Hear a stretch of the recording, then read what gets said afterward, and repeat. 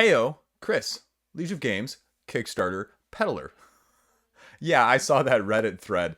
How do I get rid of all the Kickstarter peddlers? Anyway, so let's get right into it. We're going to talk about news this week. The news! News! There's been some interesting news, right? If you missed it, the biggest one, clearly, by far, My Little Pony. Just kidding. GameFound. We're talking GameFound. The 3 big drops that GameFound did. One of them I already announced on the last news video. The other 2, though, let's talk. Let's go right into it. As always, if you like this, hit the thumb button, hit the like button. Helps YouTube tell other people about it. I'm still trying to get 10,000 by the end of the year. It's not going to happen, but that's okay. Slowly middling in the low 5s. Let's do this.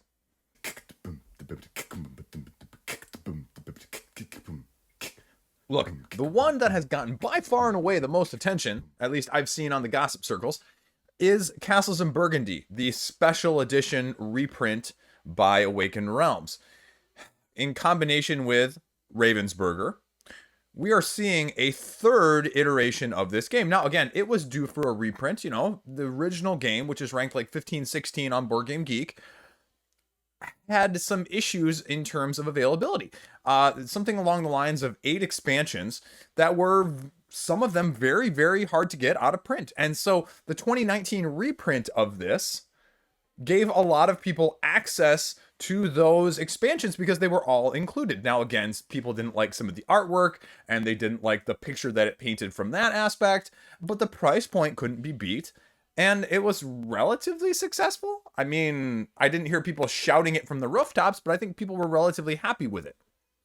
Now, here's the question. Do you need a 3rd copy of this in your collection if you have one or both of the other 2? And as people are already speculating, because that's all it is at this point, you see the rampant speculation. Oh, geez.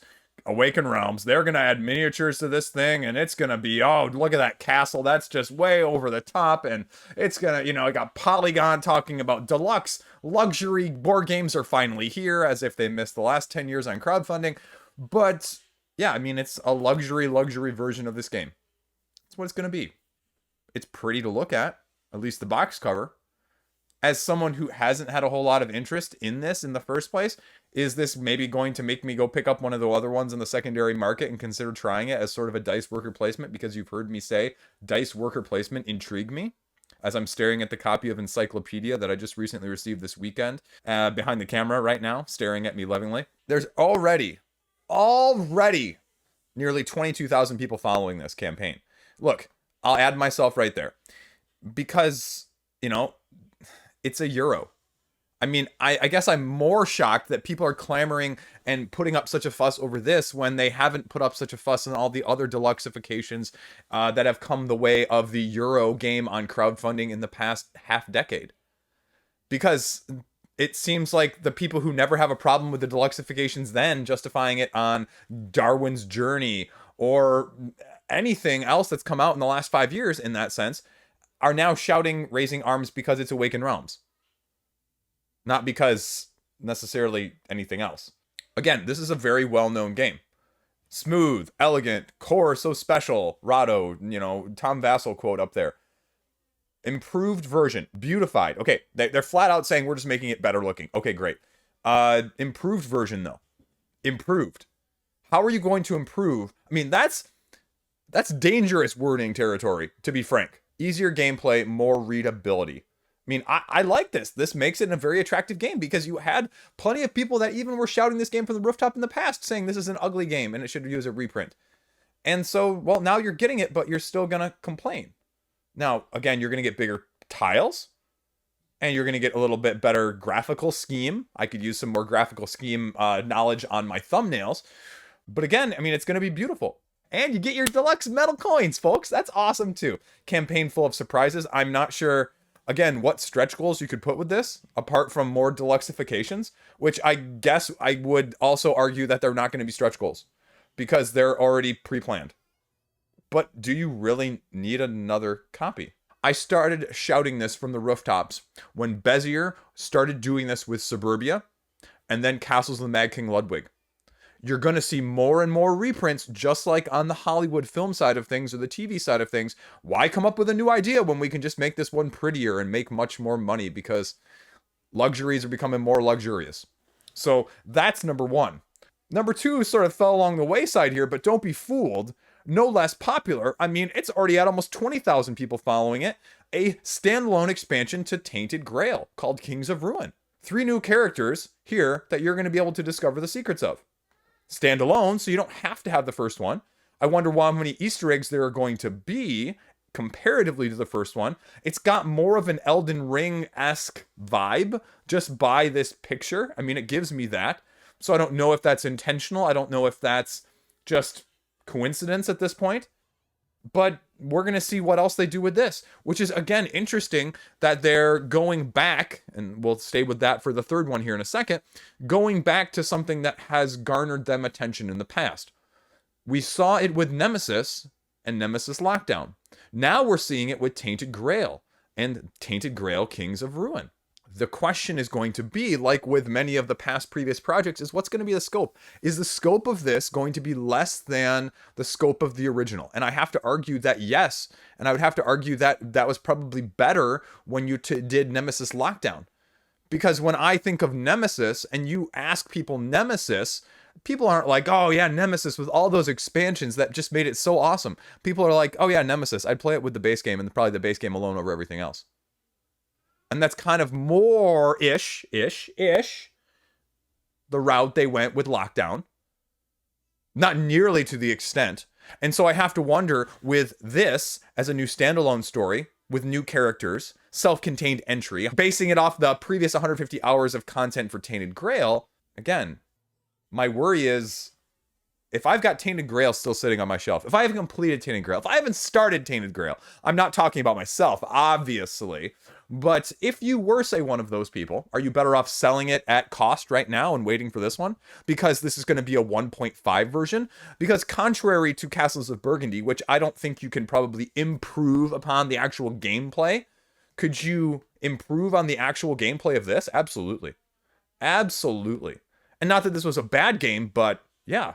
And it's going to be available with the second edition, just like with Nemesis. So if you're not seeing shades of the Nemesis campaign already, you should be, because they're going to do the exact same thing with Nemesis Lockdown than they did with, that they are doing here with Tainted Grail. Tons of stuff. Again, I will always give credit where credit is due.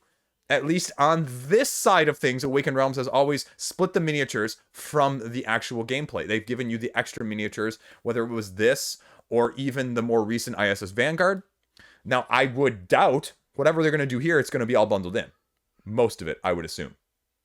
It's going to be more like Portal and Robinson Crusoe. This, hopefully, is going to be more like the previously aforementioned first campaign of Tainted Grail. Community votes, again, maybe some stretch goals-ish, but probably mostly pre-planned with branching choices. How do you feel about that? Secret Ward for following it early. So, boom, there you go. Number 2. But that's... Again, do I need both? Are you going to be better off with a better experience, easier to table experience with this one rather than the first one? You know, that's on my need to play list, my shelf of opportunity/shame right now, which I'll have you know as a side note, I am at 17 new games to me played from my shelf of opportunity list in the month of April already.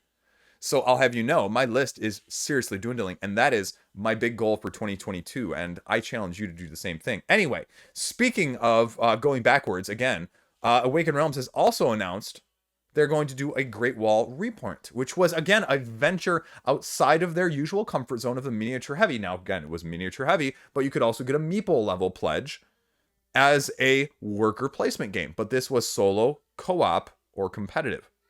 Now, again, there were some concerns about balance with some of the generals, and I've seen some gossip and some talk about that, and, well, if you know what you're doing, and balance, and how many times have you played it, and that whole argument, and blah, blah, blah, blah, blah. But for, well, in the most part, people were actually relatively surprised by this. And, again, this is literally going to be launching this week, which was, before I clicked on this page, my question of Great Wall reprint? Tainted Grail. Great Wall reprint, Tainted Grail. I didn't know. So now you have the answer of how this is going to go. And again, 10,000, almost 11,000 people are going to do this one. And again, I say this as not worker placement fan. This is just too big of an entry point for me. I mean, I'll follow it and I'll get the updates, but for me to consider something like this, the entry point would have to be like double digits, not triple digits with meeples. And, you know, I can handle my triple digits, but I just can't do it on this. Too big of a gamble. Again, people like it. 1 to 4 player, different. And again, they say innovative. And I have had several people remark that, yeah, this was pretty different. And it has been harder to get on the secondary market. Now, straight reprint? I mean, I don't know if GameFound has any rules like Kickstarter does where you got to offer something new. I mean, your Awakened Realms, it's kind of your platform, so you can kind of do whatever you want, right? You can kind of bend the rules to your own. But I would imagine they've got something to entice people that were previous backers. But again, nothing on here as far as you know. I'd love to play something like this solo. I could get this played solo easier than I could with a group. That would be my main question. And now again, here are the expansions and the stretch goals that were all offered previously. So is it just going to be a higher price point? What else are we going to see as new? I have no idea. But that's stuff you need to think about. Now, next up, and this sort of got announced around April Fool's Day, so, you know, people were kind of going back and forth with a few of these. Star Wars The Outer Rim is finally getting an expansion. Unfinished business. Haha. Good use of words there. Now, this is going to be more bounty hunter glory, if you will. More content for this game. And it says literally doubling the number of cards. So this was, I mean, the big question and the big concern was that people were just like, okay, well, I played this several times and it's more limited than I would like from that aspect. And again, it's one of those where I kind of feel like if you're going to get it, it kind of becomes almost necessary. From what I have heard about the game, I haven't heard a lot, because I am personally not a pick up and deliver guy as much as I'd love me some Star Wars IP. And I feel like the Star Wars IP would add a significant amount of fun to this. But at the same time, with a mechanic I'm just not a fan of, I don't know if that would trump it for me. And so this, for me personally, becomes a try before you buy. But I fear it becomes more like Aquatica, right? I got so hyped and wrapped up in it by other people and other people's judgments of it that I look at my Aquatica with Cold Waters expansion now and I go, I'm not really sure I even like this, even though people are like, yeah, this is a good game, but even made better and amazing with the Cold Waters expansion. And I'm kind of like, I'm not really sure I like it in the first place. So even if the expansion makes it that much better, it's not going to change my opinion on it.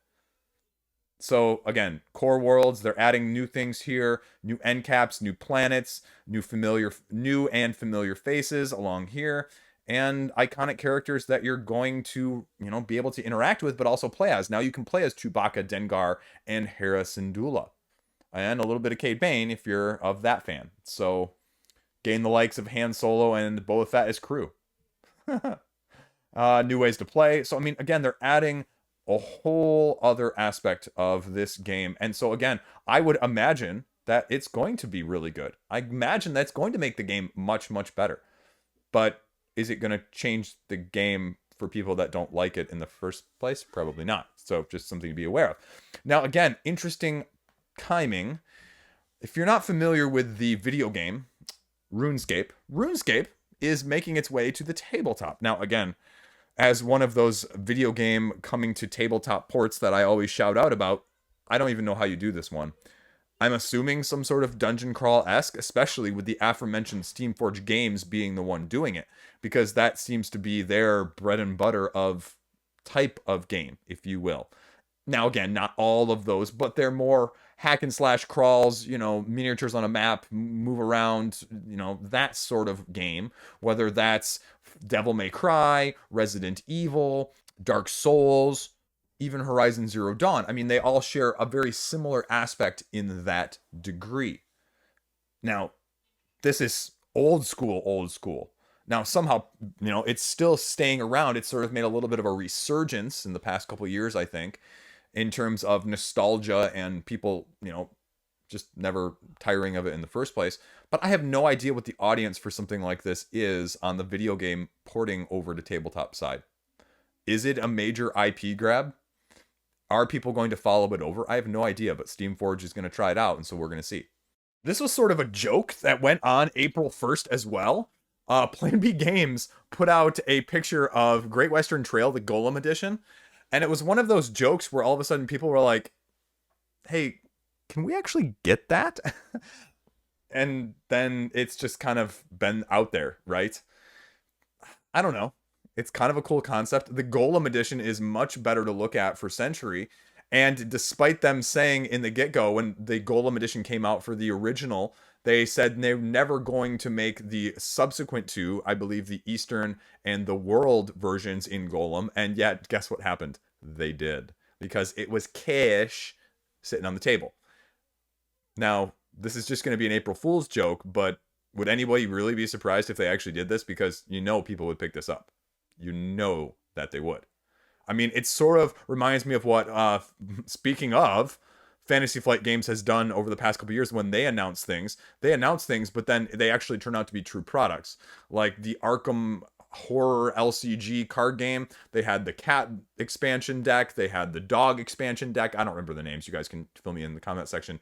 I can't remember it off the top of my head, and I'm not going to spend the time to look them up because, you know, it's my video.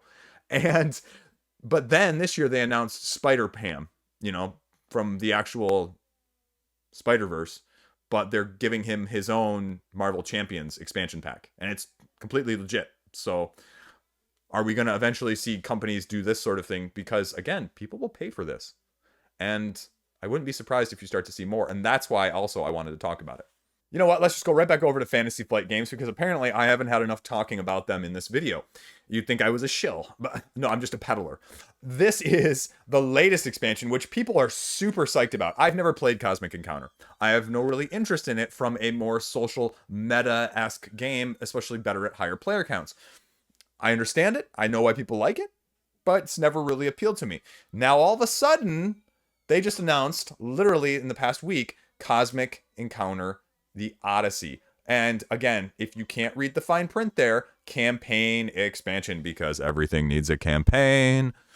In case you can't hear the screaming child in the background, good, my sound buffer is working. But this is bringing everything, more aliens, more variants, and a campaign mode to the table. Never before seen in the game. Never-ending Odyssey. Now, again, how do you do that in a game like this? I have no idea. You're going to garner prizes along the way. These prizes, they say, can be used in subsequent ages or the final age. Regardless of your win-loss during the journey, every player is declared a winner, is crowned a campaign winner at the end. I mean, it tempts my imagination, but I have enough trouble with Pandemic Legacy, let alone Cosmic Encounter Legacy, essentially, that's going to be compatible with my group. Of course, it says this wouldn't be a Cosmic Encounter expansion without a bunch of new aliens. The aura, the bubbles, the magnets, and the witches. Take that for what you will. 30 new aliens. Again, I have no clue how much that is, but that sounds like a lot.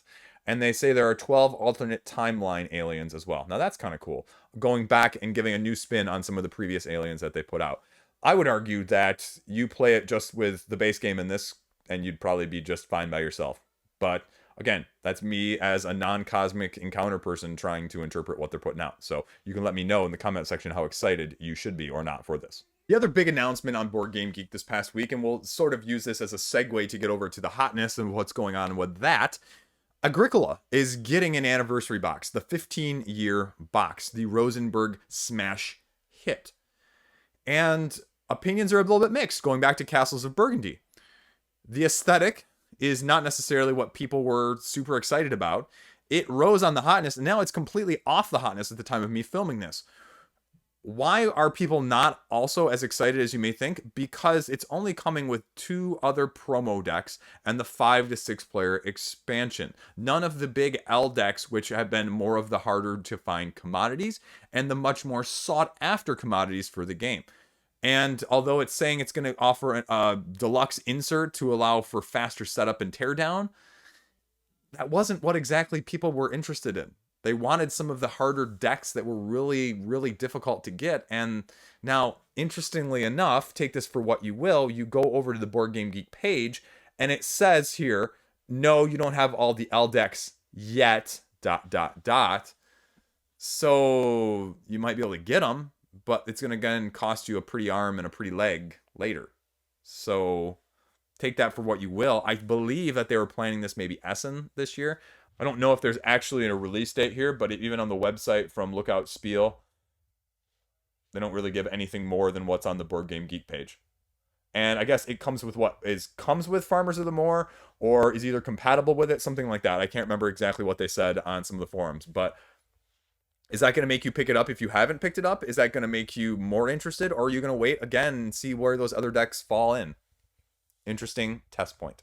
Speaking of the Board Game Geek Talk 100, now this is a Feister game, Mombasa, but we're not talking actually about Mombasa, a game set in sort of the 18th century as one of 4 chartered companies in Africa, whose theme has certain issues, ramifications, and just unpleasantness in general. It's sort of out of print, but it also isn't one of those out of print games that people are charging like an arm and a leg for. I've seen it go, respectable between $40 and $50. Now we have a retheme, reimagining in the form of Pegasus Spiel putting out a version called Sky Mines, which hopefully is a little bit more appealing. Any more information than that? Well, there's not really. But you already have people crabbing because there's mentioning of crypto and crypto coins and things like that. And so it's already ruffling some feathers in that regard. Again, is it just going to be a pure retheme?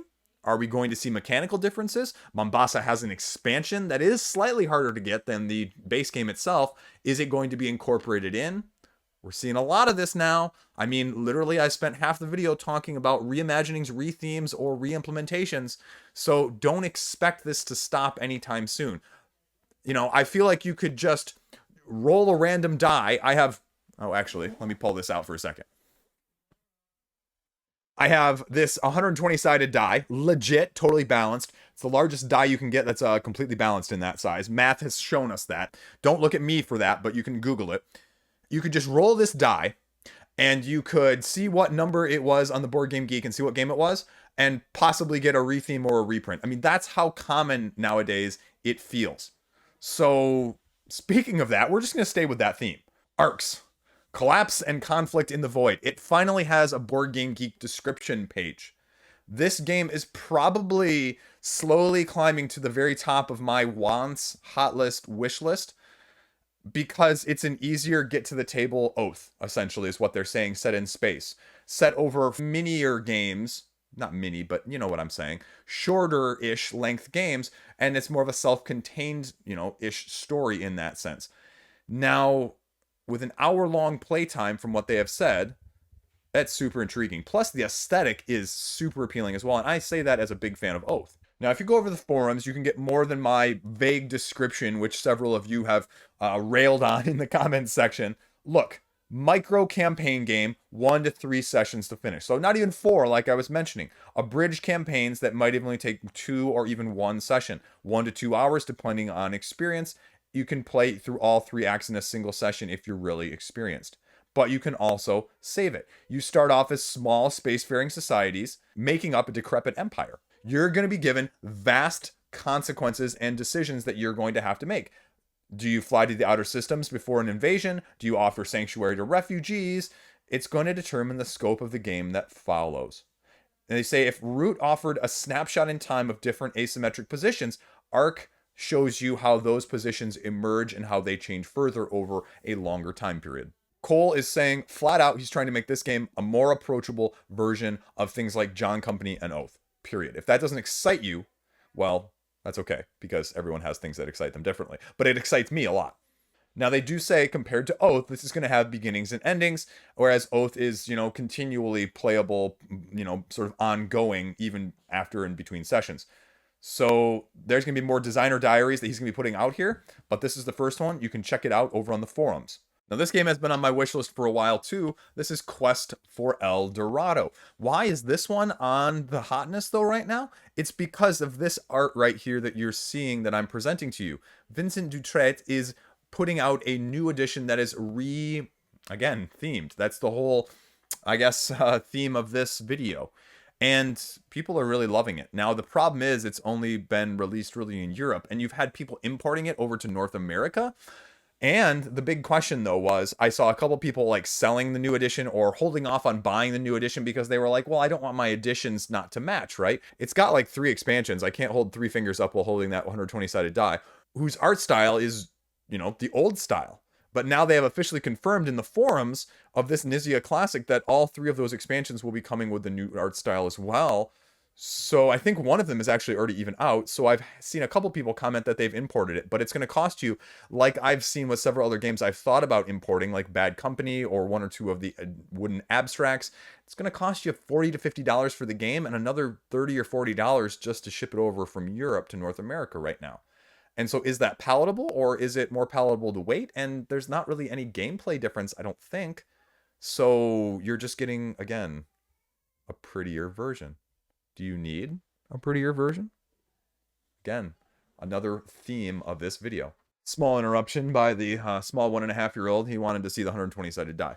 Now we've got a few other games on the Hotness that have all of a sudden sprung up out of nowhere. The first one is, well, First Rat from Pegasus Spiel. You are a rat going to the moon. Cheese moon, though. Set collection, point-to-point movement, rat going to space mythical cheese moon. I'm intrigued. I mean, this seems like a light, almost very kid-friendly, family-friendly filler, where you're just moving your rats along the path, essentially.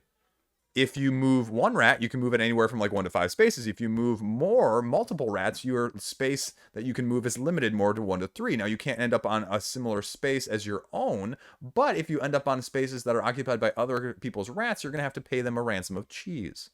A few other sort of mechanics to go along with it, but all in all, you know, color me intrigued, especially with a solo play. I think this would be something that's a nice transition from a family-style game from Pegasus Spiel. So that's very interesting. Next up, we have an also very interesting thematic game. This is Lacrimosa, Wolfgang Amadeus Mozart, his last symphony.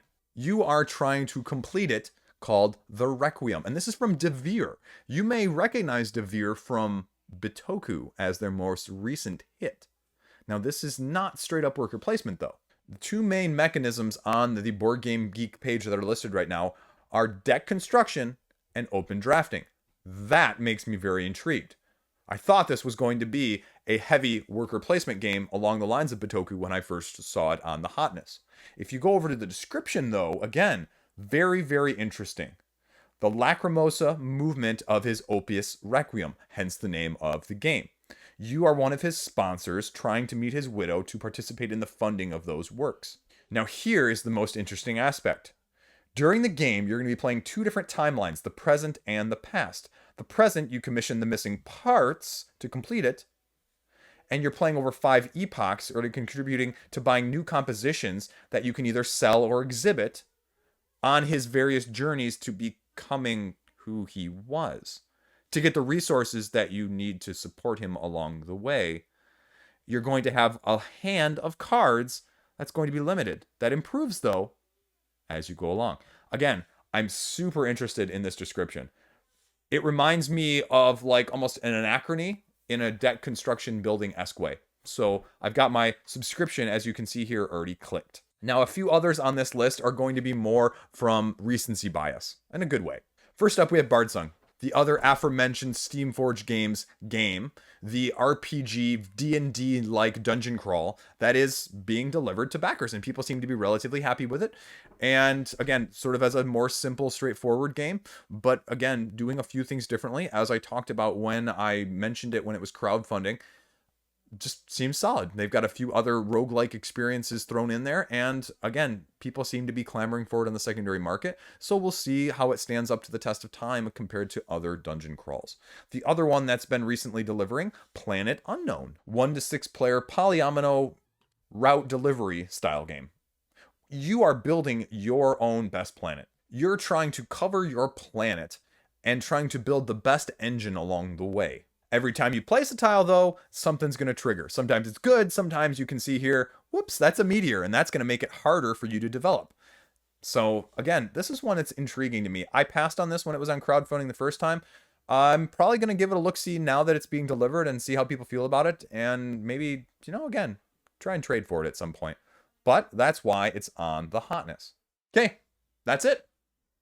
Easy peasy. I didn't even plan this, but very thematically consistent news roundup on the board game scene. As always, let me know what you think. Do this if you like it.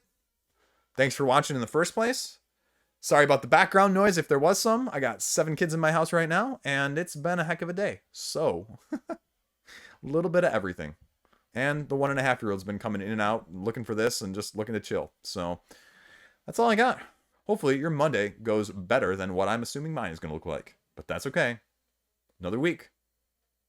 Let's do this. Get some games played. And like I said, I'll be putting out a video, hopefully in the near future. 1, of my March games played. 2, April games after April ends. But maybe just a video, if you have any interest, of where is my list of unplayed games at? What are the games on my unplayed list? And how likely am I to get all of them played by the end of the year? That's all I got. Stay classy. This Kickstarter peddler, he's done. I'm out of here. Have a great day. Hi, Pan. You got to remember, you got to shut the door when you come in. You got to shut the door when you come in. Okay? Okay. You come in to sit by Daddy? Okay. Daddy's got to figure out where he was in terms of this. Let's see. Yeah. Yes, remember, we don't touch that, though. Okay. Let's see. We did that one.